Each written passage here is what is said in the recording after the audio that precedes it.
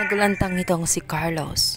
Habang nagtatalo sila ni Lynette sa taas, ay merong kumakatok sa baba, kaya naman dali-dali siyang bumaba. Bungakala kasi niya ay nasundan siya ng mga ibang tao. Bungakala niya ay mga kapulisan na ito, ngunit hindi pa dahil parating pa lang ang mga kapulisan. Nang pumanik nga siya sa baba, nakita niya ang isang caretaker. Nagulat si Carlos, sinabi nito kung paano siya nakapasok sa loob ng bahay. Dito na nga ipinagtapat niya na siya umano ang inaasahan ng may-ari. Tutusan din umano siya ni Gary, si Gary ang may-ari ng bahay na iyon, na bumili ng grocery sa labas, kaya pumasok na nga siya. Nagtaka din ang lalaking iyon na tinanong kung paano na nakilala itong si Gary. Sinabi ni Carlos na siya ay tiyuhin niya, kaya naman nabili niya ang bahay kamakailan lang nung isang buwan lang, at walang lang kakaalam noon maging itong kanyang anak na si Harry. Sa kabilang banda, muling babalik nga itong si Carlos sa taas, at dito nga galit na galit itong si Lynette. Sinabi nito na ganito ba ang klase ng pagmamahal ang kaya niyang ibigay? Hindi ito umano pagmamahal kundi pansasakal na, dahil nasasaktan na nga siya at ginagapos pa. May ganun bang uring pagmamahal na nakagapos?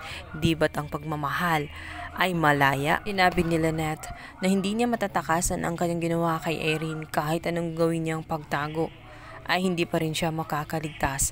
Sa oras umano na matuklasan ang bangkay ni Erin, ay tiyak na mananagot siya sa kasalanan na kanyang ginawa. Humingi ng tawad si Carlos dito nga kay Lynette. Sinabi niya rito na hindi niya sinasadya ang ginawa niya kay Erin. Ginawa niyang isave itong si Erin, subalit kahit anong gawin niya ay hindi niya mababalik ang buhay ni Erin. Nangyari na ang nangyari, at hindi niya ginusto na patayin itong si Irene. Pinipigilan lamang umano niya itong si Erin sapagkat gusto niyang sirain ang relasyon nilang dalawa, at ayaw nga niya dahil mahal na mahal umano niya itong si Lynette. Sinabi rin niya kay Lynette na hindi na nila matatagpuan ang bangkay nga nitong si Irene, dahil sa pag-aakala nga ni Carlos na nailigpit na ang bangkay nito at na-cremate na, at wala ng pag-asa na makilala pa itong si Irene.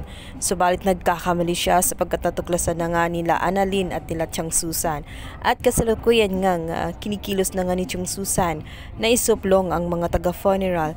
At dito na nga rin ay naghahain na rin ng kaso na isasampa dito kay Carlos. Kita ni Lynette na desperado si Carlos at walang pag-asa na bibitawan siya nito, kaya naman gagawa siya ng paraan.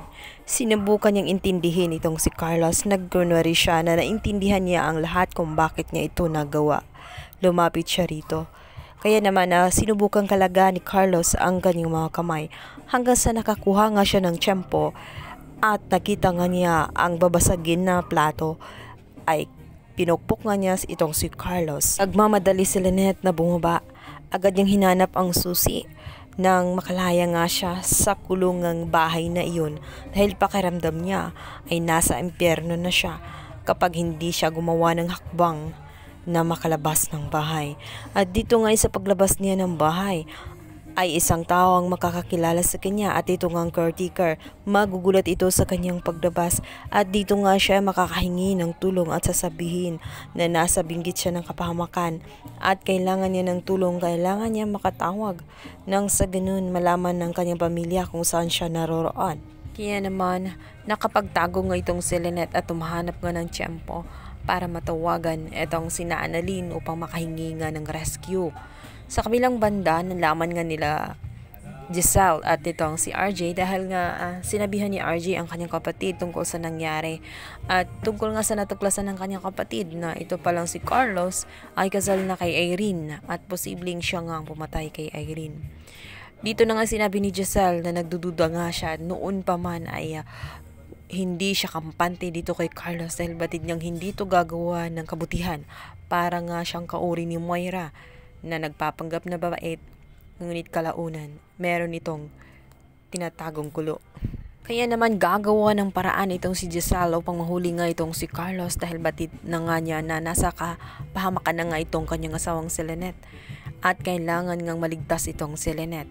Ito na nga kaya ang pagkakataon na tuluyan na nga magsama sa loob ng rehas itong si Carlos at itong si Moira.